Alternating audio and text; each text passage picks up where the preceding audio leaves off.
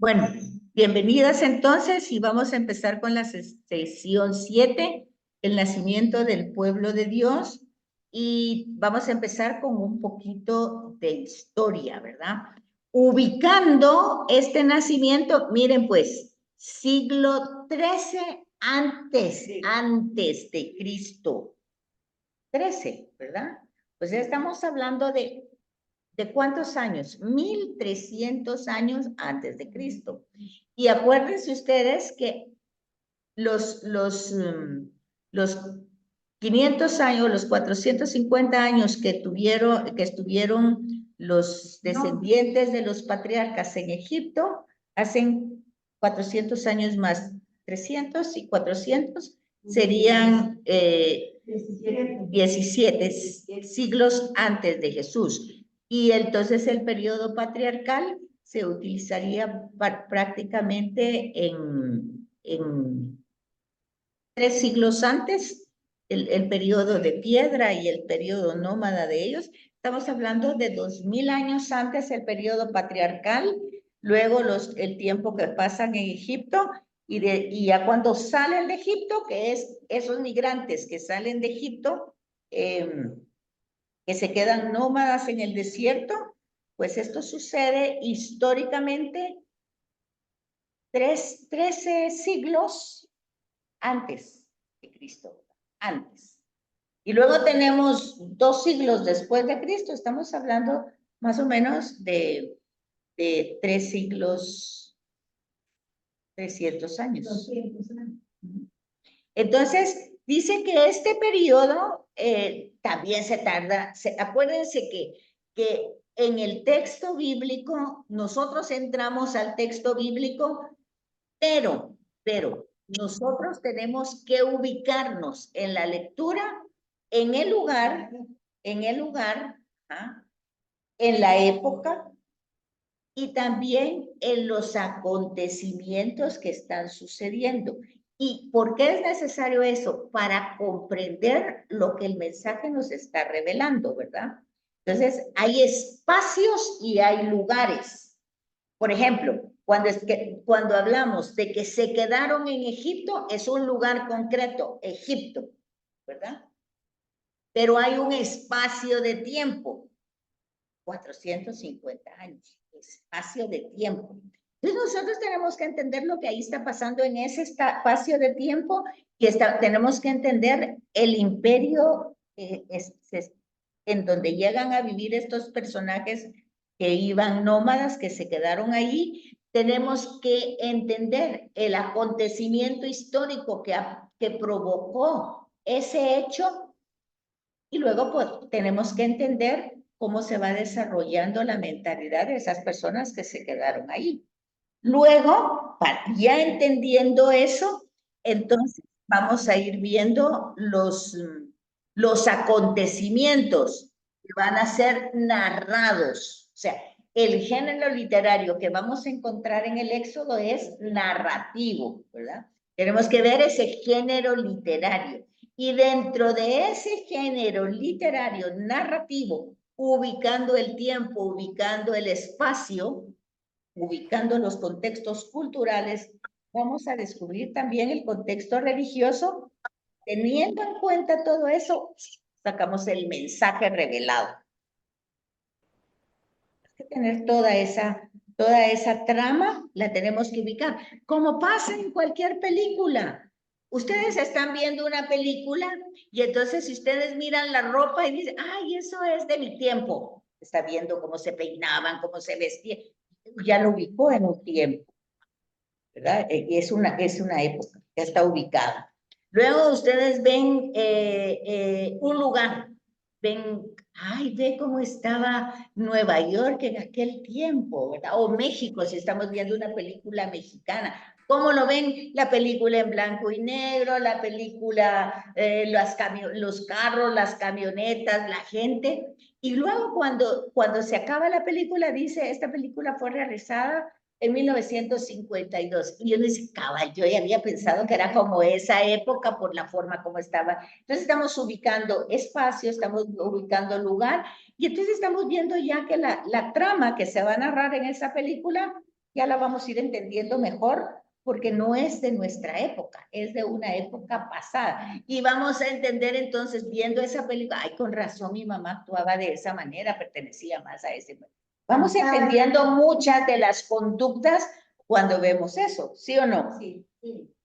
Entonces, es lo mismo. Nosotros entramos al texto y tenemos que entrar con todo eso e ir viendo esos espacios, esos lugares, esos tiempos, esos personajes.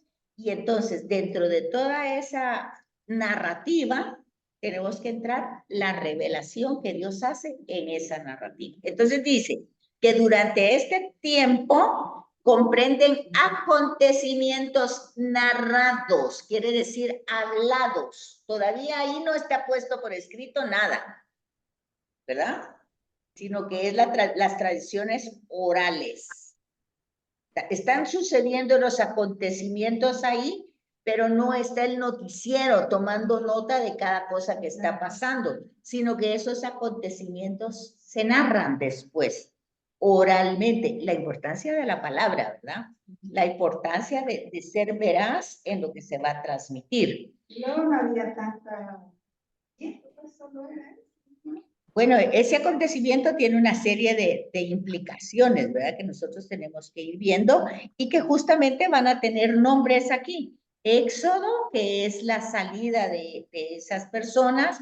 Números, que es, va a ser como la narración del tiempo que se quedan en el desierto. O sea que Éxodo va a tener varias, o sea, van a haber varias narraciones que se interrumpen por distintos eventos.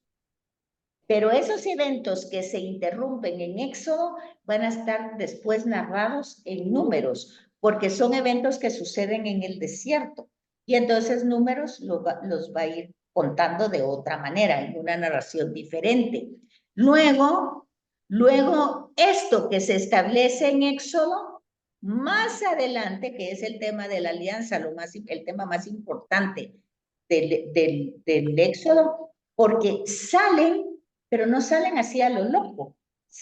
Dios los saca para hacer una alianza con ellos. Hay una finalidad, un objetivo. Entonces, por eso se van a llamar ellos el pueblo de la alianza, porque son sacados de la esclavitud de Egipto para ir al Sinaí, y en el Sinaí Dios va a hacer una alianza con esos migrantes, y en ese lugar se van a volver un pueblo.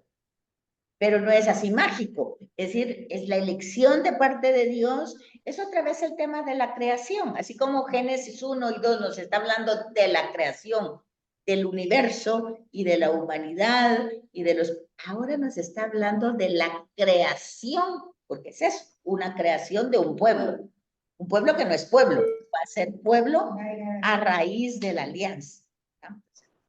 Y entonces, hola Betty, Adela de Rengifo. Bien, gracias, ¿no has visto tu celular? Es que mira, no sé si sabes que viene una de Magdala, no sé si sabes que es Magdala en Tierra Santa de los... Bueno, es alguien que está ahí y está hablando. Bueno, veamos entonces aquí, veamos la importancia de que este acontecimiento del Éxodo va a provocar después el tema del desierto, que se quedan ahí 40 años, que van a estar contados por números. Luego de ese mismo Éxodo y de esa misma alianza va a salir Levíticos, o sea, todas las leyes para el culto, leyes para las relaciones humanas, leyes para hacer una construcción, normativas. Pero eso surge del Éxodo, o sea, de la alianza en el Sinaí. Sale números, del tiempo que se quedan en el desierto, sale Levítico, que son las leyes que se van a desarrollar por los casos, y luego va a ser Deuteronomio, que como ya están en otra situación diferente, va a ser narrado de una manera distinta. Deutero segundo. Entonces, esa experiencia de la alianza en el Sinaí va a ser renovada en cada época y cada acontecimiento diferente. Y va a ser narrada por el Deuteronomio. Yo al principio pensaba que números eran como cuando van a salir de Egipto, cuando se empieza a enumerar el Josué, cómo iban a salir, ¿va? Por bloques, por banderas, algo así. Yo una película, yo ahí me imaginaba, ¿va? Y yo pensé que de ahí salían números, cuando él los establece por bloques para la salida, ¿va? Los esclavos, para que no se salir todos de un golpe, ¿va? No, que forma ordenada, ¿va? Yo pensé, números de pronto, por ahí salen ellos los números. No, y se va a llamar, todos los nombres que van a ser traducidos a nuestro idioma, es porque así empieza el número de los que salieron de Israel. Entonces, empieza con la primera frase que empieza el texto, ¿verdad? Entonces, eso es lo que está diciendo esta parte de historia, ¿verdad? El periodo que se llama, que se llena de la segunda mitad del siglo XIII, comprende los acontecimientos narrados en los libros de Éxodo, Número, Levítico, Deuteronomio, que se transmitieron por tradiciones orales sobre los patriarcas, sobre la esclavitud. Esos son los temas, fíjense, patriarcas fue Génesis, la esclavitud fue Éxodo, liberación de Egipto está en Éxodo y luego está el tema de la alianza también. Y sobre los años en el desierto, Números. Y también está en Éxodo. Después aquí les dice, las normas, las costumbres y las leyes están en Levítico, ¿verdad? Aquí dice que las instituyó Moisés, pero realmente Moisés no llegó hasta estar en la tierra establecida. Números dice que ve la tierra, pero no entra, ¿verdad? Entonces, se le pone que esas leyes las hizo Moisés, pero claramente no es así, ¿verdad? Porque se pudo. Entonces, es lo que se llama la ley mosaica, ¿verdad? Estas dieron conciencia de ser un pueblo hebreo. Entonces, ellos van creando la conciencia de ser el pueblo de Dios conforme va pasando el tiempo, ¿verdad? Entonces, aquí tenemos los patriarcas, que fue Génesis, Éxodo, la esclavitud en Egipto, la liberación, cuando salen, ¿verdad? Que los saca Dios con su brazo fuerte.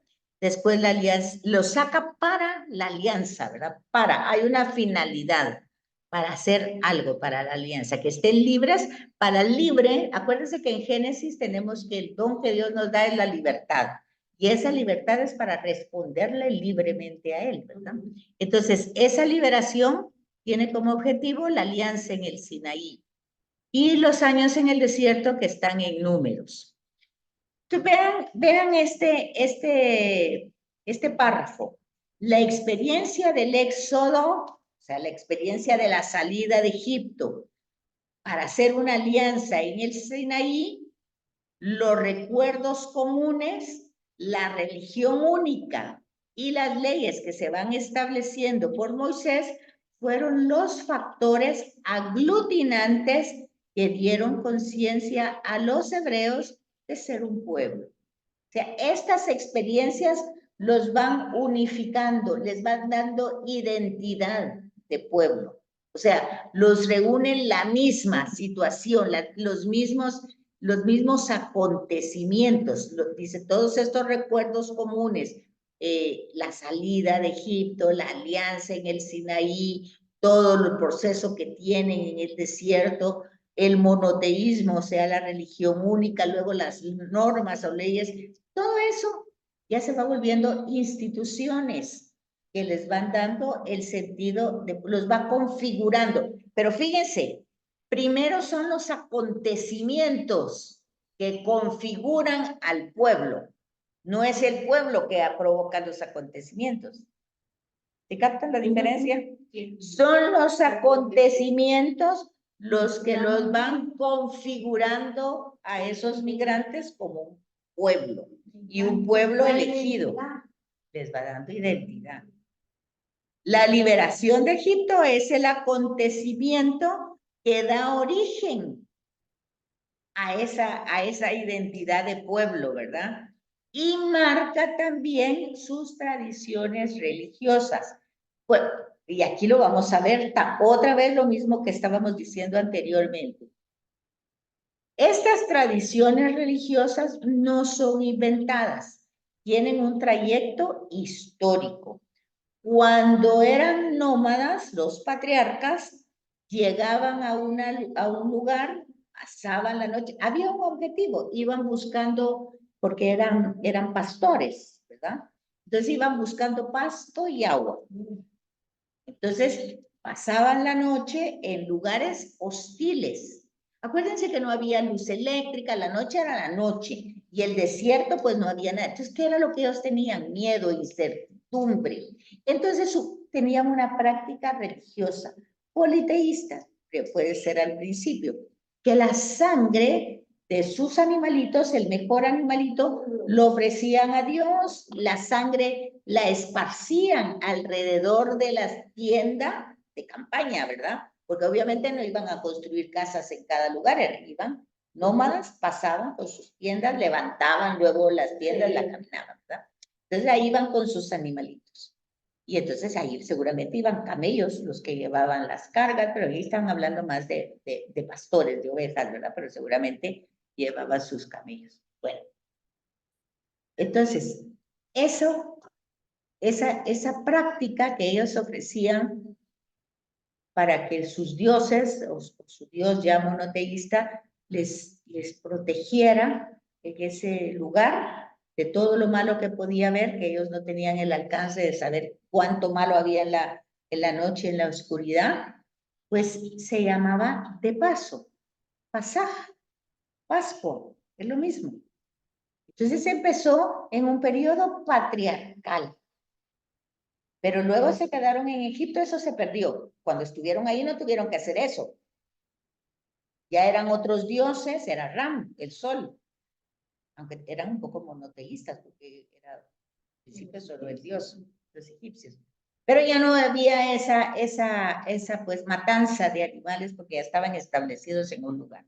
¿Sí? Pero luego, con la salida de Egipto, ese pasaje de los patriarcas tiene un paso más en la historia. Ahora no es el animalito que van a matar para que lo protejan de los males, sino que es ya ve qué va a pasar y entonces para liberarlos, y al liberarlos, ellos tienen que poner una señal para que se identifiquen que forman parte de esos que van a salir. Ya tiene otro nivel, otra etapa, otro paso, ese pasaje, esa Pascua. ¿Sí? Entonces ahora ya tiene también un significado más. No es que cancele el primer significado, sino se le aumenta otro significado, porque ahora significa liberación, ¿verdad? Y la aceptación de que van a salir, todavía no son pueblo, van a salir todos y entonces, sí, pues, y ya van a salir libres, estaban esclavos y ahora van a ser libres. En la parte nómada no eran esclavos, eran caminantes, eran nómadas. Entonces, el sentido del paso era porque andaban buscando tierras y andaban buscando agua y pasto, y entonces estaban en todos lugares de paso. Si encontraban un lugar donde había mucha agua y mucha vegetación, pues se quedaban muchos días, pero no eternamente, porque se acababan el pasto y tenían que ir a buscar más, ¿verdad? Entonces, pasaba. Era nómada. No. Terminaban con Entonces, a eso se llamaba ese rito aquí les está hablando, ¿verdad? Tradiciones religiosas, Pasaj, Pascua, iban de paso.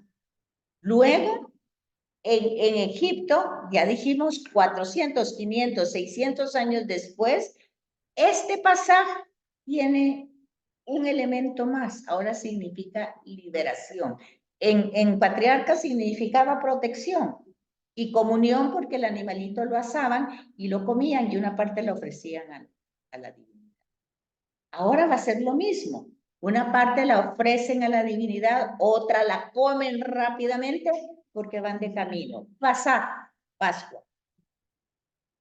Después van a entrar más adelante en Números, van a tener esa práctica, no van a tener corderitos ni nada de eso, porque es Dios el que le da las codornices y el maná. Entonces ellos no le están ofreciendo nada a Dios, sino que es Dios que les da. Luego entran con Josué y ya van a empezar las prácticas ya de un lugar establecido. Pero es el mismo pasaje, la misma Pascua.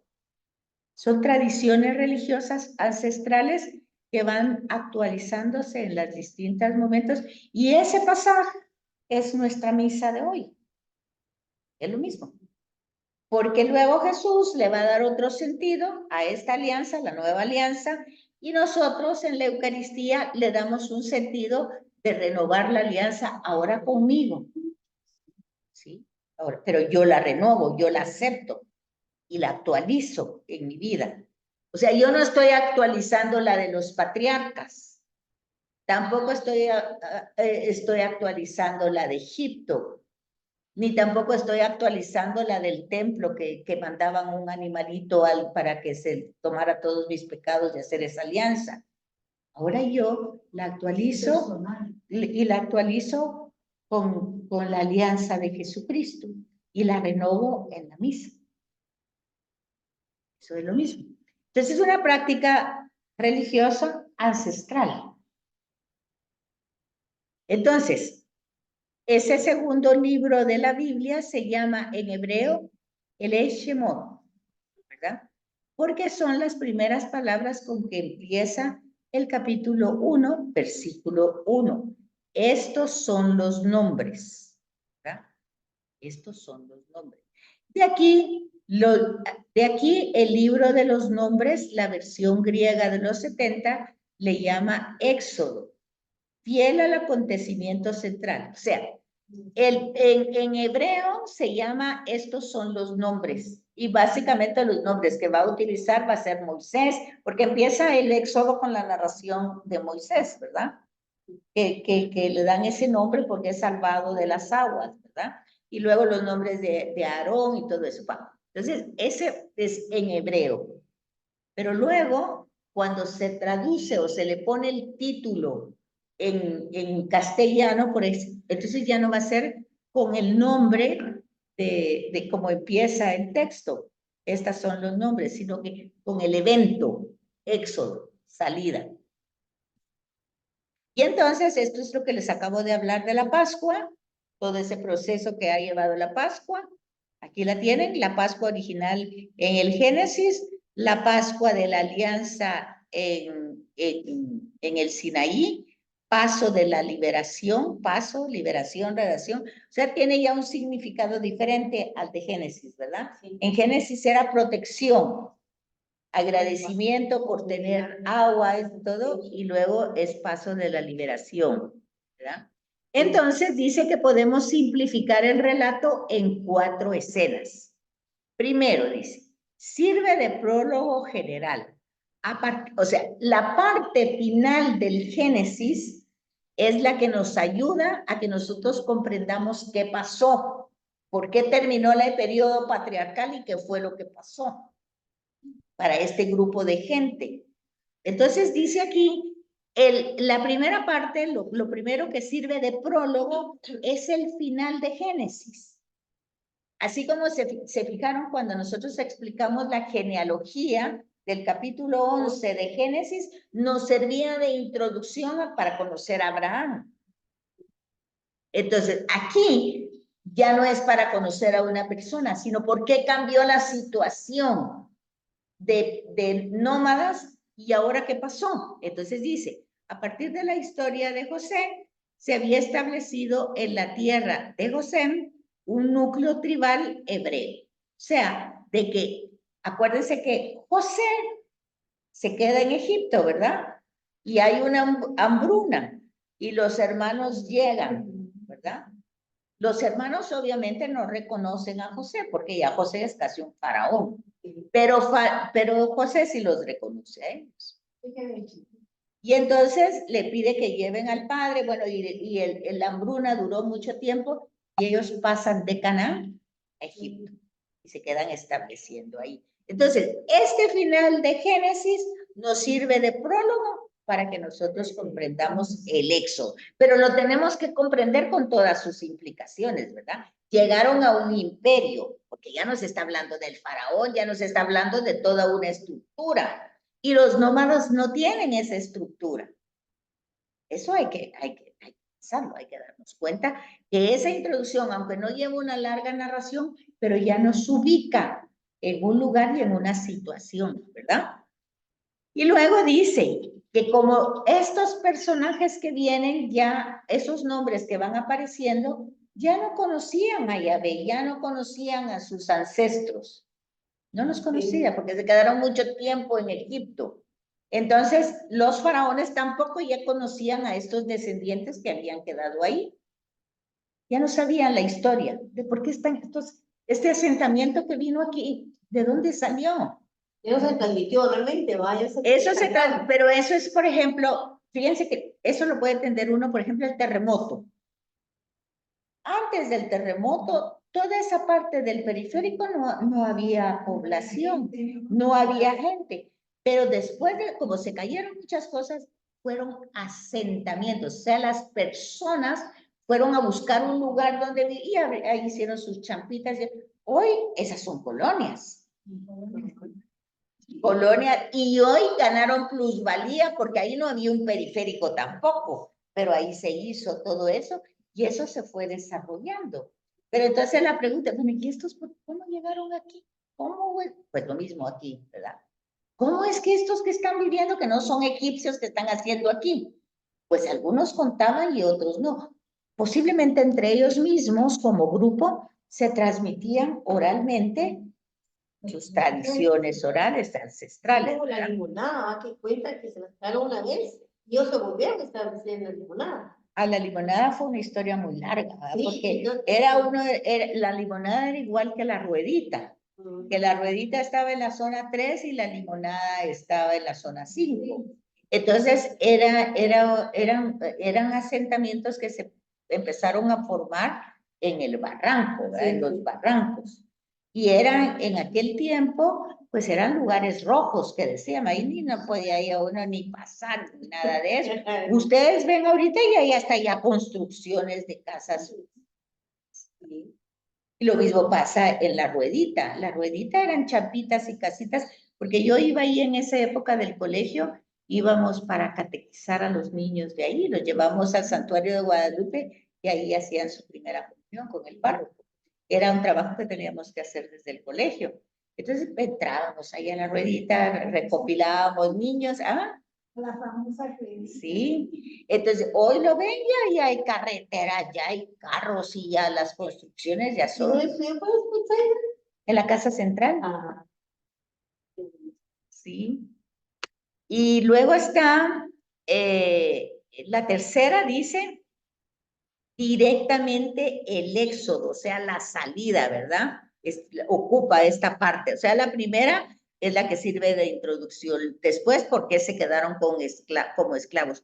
Y después la salida de ellos, ¿verdad? Ya se narra, ya con narración. Y el 4, que es la alianza en el Sinaí, ¿verdad? Todo lo relacionado que va desde el capítulo 19 hasta el 40. Entonces, vean, aquí les va ubicando una clasificación muy sencilla, porque dice que es simple, para que nosotros podamos entender la estructura del texto. Del capítulo 1 al versículo 11, pues, que explica por qué está el pueblo esclavo, pero ya tenemos lo anterior de Génesis, ¿verdad? Luego directamente el Éxodo desde el capítulo 13 hasta el 15.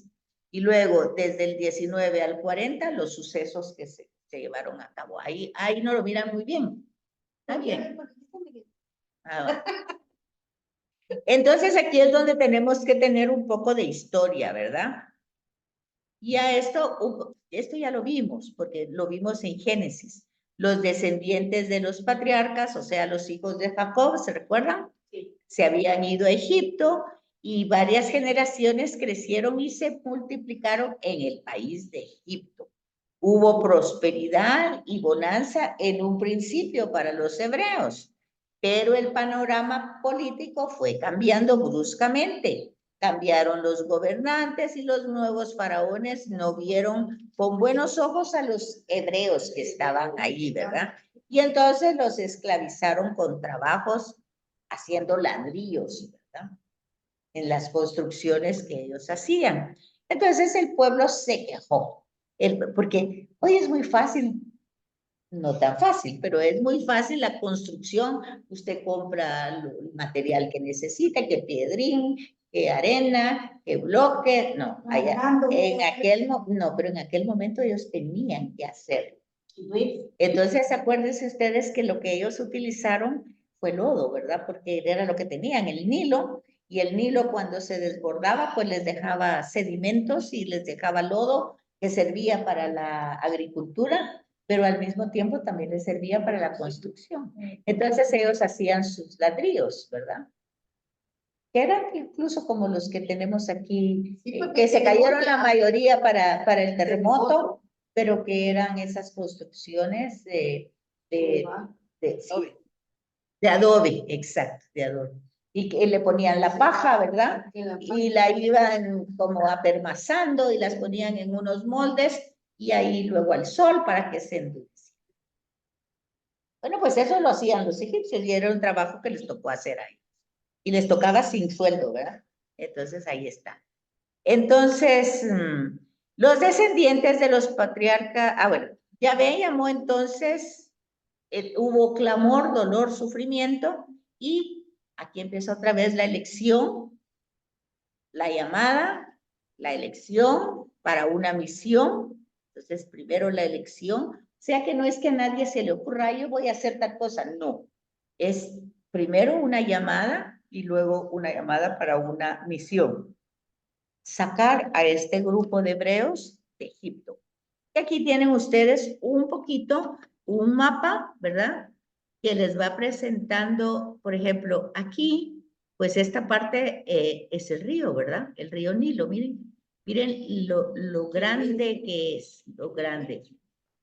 Entonces, todo esto y toda la parte de las orillas, pues se vuelven muy fértiles. Es esta parte verde que ustedes pueden ver, toda la fertilidad, porque vean aquí el río tiene varios brazos y forma de toda esta parte de Alejandría, el Cairo, forma una media luna muy fecunda, muy frondosa. La luna fértil, ¿verdad? Es esta parte de aquí, que la provoca toda la desembocadura del río Nilo. Y entonces, toda esta parte del Nilo, pues provocaba que esta tierra pueda utilizarse para la construcción. Luego teníamos la gran parte del desierto y teníamos las grandes construcciones que se hacían, ¿verdad? Que se hacían ahí. Entonces, vamos viendo cómo esta salida de Egipto, fíjense bien, esta parte es la parte de Egipto, ¿verdad? Esta parte de aquí. Aquí tenemos a Egipto, tenemos el Cairo, toda esta área de aquí, y vemos la parte donde estaban los hebreos y la parte por donde sale. Miren, ¿dónde está el Mar Rojo? Está en esta parte, ¿ya la vieron? Ya. Vale. Pero sin embargo, se dan cuenta que aquí está el Golfo de Suez, aquí está el Sinaí, y entonces aquí hay un canal, eso lo explicábamos un poco hace 8 días, cómo ellos pasan, sí, entre todo esto del Mar Rojo y del Golfo de Suez, pero van pasando en esas como ¿cómo dijimos que bocabarras, dijimos que se llamaban, ¿verdad? Que van pasando para llegar al otro lado. Y aquí no está ubicado, pero se llama el Mar de las Cañas, se llama. ¿Mar de las qué? Cañas, porque llega un momentito donde baja el río, entra al lago y todo ese cambio que se da, y pueden pasar ellos caminando, ahí lo tienen. Pero dice, abrió el Mar Rojo. ¿Qué pasa con estas narraciones? Estas se vuelven entonces legendarias, ¿verdad? Entonces ya se engrandece el poder de Dios, no como un sentido de mentir ni de engañar, sino que es todo es una forma de escribir, es un género literario que a la hora de escribirlo, pues ponen, exaltan la figura del protagonista, del héroe, que en este caso es Dios, ¿verdad? Es Yahvé. Entonces, todos los acontecimientos se vuelven más grandes. Por ejemplo, nosotros lo tenemos aquí en Guatemala, por ejemplo, con la pelea cuerpo a cuerpo de Tecumumán contra Pedro de Alvarado, ¿verdad? Entonces aquí tenemos todo eso, ¿verdad? Que entonces el corazón y la lanza y el río se llenó de sangre y seguramente sí debe de haber habido sangre, pero no a tal punto que se volviera rojo todo el río, no se puede, ¿verdad? Entonces, y que el Quetzal se posó ahí y entonces ya se le puso el pecho rojo. Y entonces todas esas realidades que son en el ave, en la cultura quiché, en Pedro de Alvarado, y todas esas figuras entran en un componente literario que se transmite, pero exaltando. Y al exaltar, no es que se mienta, no es que se engañe, pero se exageran las cosas. Si son guerras, se llaman epopeyas, ¿verdad? O se vuelven como leyendas, y son géneros literarios, pero tienen una finalidad de exaltar. Entonces, Dios abre el mar, pues así. Y ustedes ven la película y ven las dos grandes paredes del mar y el pueblo caminando. No, pasaron en una entrada donde la bocabarra hace que el río entre y el mar se vaya para atrás y después el mar regresa y el río... Eso es algo natural, es un proceso de la naturaleza que así pasa. Creo que lo grande de este fue que Dios lo supo mirar en el momento. En el momento Entonces, oportuno. cuando terminaba, Lo que pasa es que también era más fácil que los otros avanzaran a pie. Por eso insiste el relato de decir, van a pie enjuto, dicen, ¿verdad? Porque van ellos caminando y en cambio nosotros venían en ruedas, con ruedas. Y entonces las ruedas en el fango, porque eso es lo que se hace, ahí se quedaban. Y entonces regresó el agua y... Bueno, entonces se dan cuenta, pero ahí tienen el mapa para que ustedes vean, ¿verdad? Y ven el Alto Egipto, la parte esta alta, donde el río Nilo se ramifica y se vuelve más fértil esta área, ¿verdad? Y vemos aquí entonces como una gran multitud, obviamente sigue la narración así exagerando, ¿verdad? Que son grandes números de personas que van siendo guiadas por Moisés para liberarlos y salir de Egipto, ¿verdad? Y esta liberación no resulta de sus capacidades de ellos, ni de una logística de Moisés, ¿verdad? Sino es Dios el que va dirigiendo cómo se tiene que hacer. Él es el que va dando toda la logística, todas las líneas para ir sacando, ¿verdad? Eso es bien importante porque esa es la revelación de un Dios que acompaña, que está presente, que escucha, que se implica en las situaciones humanas. La obediencia también. La disponibilidad, ¿verdad? Moisés se dispone, aunque pone sus limitaciones y dice, yo no puedo hacer eso. Porque es que es lógico. En primer lugar, él había sido creado en la corte del faraón. Había matado a unos del faraón.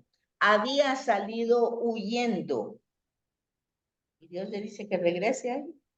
En primer lugar, no puedo, dice, porque con qué cara voy a llegar yo ahí a decirle, es como que me manden a mí con ¿cómo se llama el presidente de Estados Unidos? A decirle, mire, usted tiene que, bueno, me manda por a saber por dónde, ¿verdad? Porque no soy el que ahorita anda haciendo todas las negociaciones, que baja del avión, sube al avión y anda haciendo negociaciones por todos lados. Bueno, Moisés dice eso, yo no puedo. ¿Qué voy a hacer yo? Y voy a llegar con el faraón y lo primero que me hacen es apresarme, ¿verdad? Porque ya se sabe que yo maté a alguien, ya lo sabe. Entonces, todo ese punto es importante que nosotros nos demos cuenta para descubrir esa acción de Dios tan grande, ¿verdad? Y entonces, es lo que yo le decía, atravesaron el mar de los juncos. Yo les dije de las cañas, ¿verdad? Es lo mismo. Caña. Juncos y cañas, sí. O Mar Rojo, no, pero ya vieron dónde queda el Mar Rojo, ya vieron dónde, ahí está, miren, Mar Rojo queda aquí, y ellos pasan por esta parte. La más estrecha. Porque claro, por la más estrecha, no, es que no puede pasar toda Pues esta. sí. Pero forma parte del mismo Mar Rojo, pues. Exacto. Forma parte del mismo, sí, forma parte del Mar Rojo, pero no pasa a la parte más profunda, ¿verdad? Entonces dice, atravesaron el mar de los juncos o Mar Rojo, llegaron al pie del Sinaí, donde sellan la alianza con Yahvé. Se dice fácil, ¿verdad? Pero eso costó un montón. Porque en primer lugar el faraón no los quería dejar salir. Vean si logran ver esta parte de Egipto. Vuelven otra vez aquí.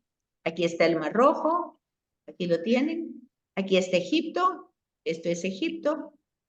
Y este es el Mar Rojo, estas son las pirámides que se hicieron, hay rutas de la fortaleza.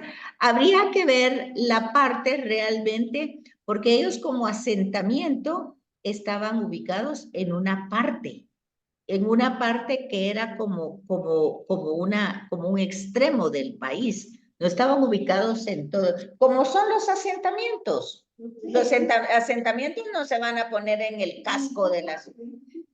Y se ponen en una orilla, en un espacio, ¿verdad?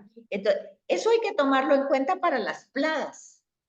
Porque las plagas no les afectan a ellos y sí les afectan al centro, ¿verdad? Eso podríamos de verlo también con el COVID. ¿Por qué el COVID afectaba a las ciudades y no a las poblaciones indígenas? No era tan fuerte, no hubo tanta situación. Y es que tenía que ver con las relaciones, ¿verdad? Con el tráfico humano que iba y venía, los buses, mientras que en los pueblos, las aldeas, los caseríos, ahí ni se enteraron que había COVID. Y mi mascarilla, Pues no, porque estaban en el campo. Y al contrario, cuando que llegaron y querían vacunarlos, ellos ni querían decir, no, pero ¿para qué nos quieren matar? y se veían de uno cuando lo miran con mascarilla. Sí. Sí. Entonces, fíjense que todavía tenemos ya un poco de la parte de Israel, que es Jericó. Este es el monte de Negev, que acuérdense que es la parte que Números dice que Moisés vio la tierra, pero no entró. Aquí tenemos la parte del Mediterráneo, del mar Mediterráneo. Y entre todas estas partes, seguidamente, este es el área donde estaban estaban ubicados los hebreos.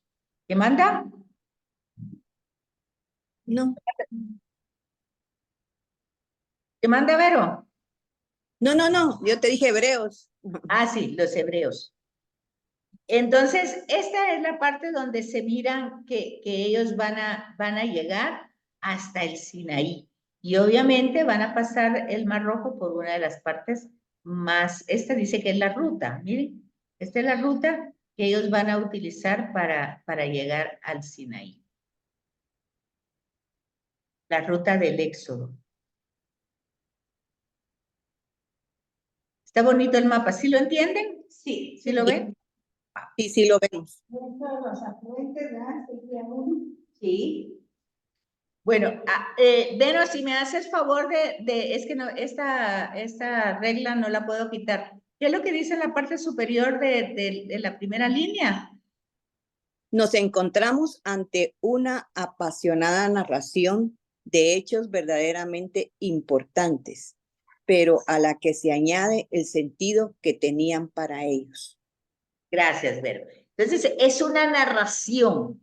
De hechos, sí sucedieron los acontecimientos, pero no sucedieron tal cual nos lo están contando hoy o como hoy lo recibimos escritos.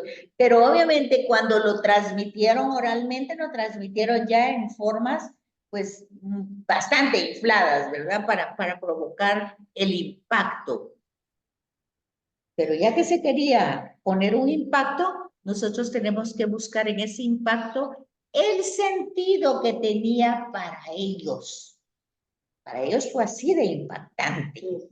Haber salido de un estado de esclavitud, de un imperio, y luego, pues, ¿de qué forma salieron? ¿No? Entonces, para ellos fue un impacto grande. Y entonces, aquí tenemos, pues, las plagas.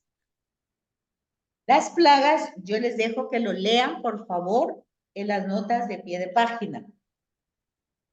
Que las lean, las 10 plagas, y que se ayuden con las notas de pie de página.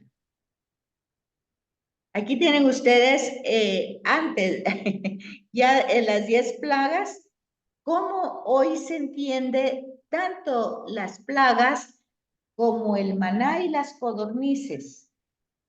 Quiero que lean las notas de pie de página de eso, Vero, por favor, en tu Biblia. Las notas de pie de página de las 10 plagas y del maná y de las codornices. Las notas de pie de página. Que lean el capítulo y que lean las notas de pie de página para ver cómo interpreta los biblistas esos acontecimientos.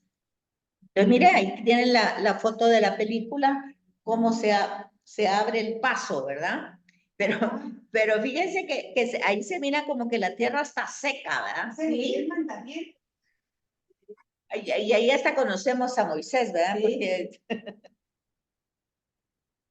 Entonces dice, vean, por eso tienen que leerlos ustedes, porque aquí viene la instrucción.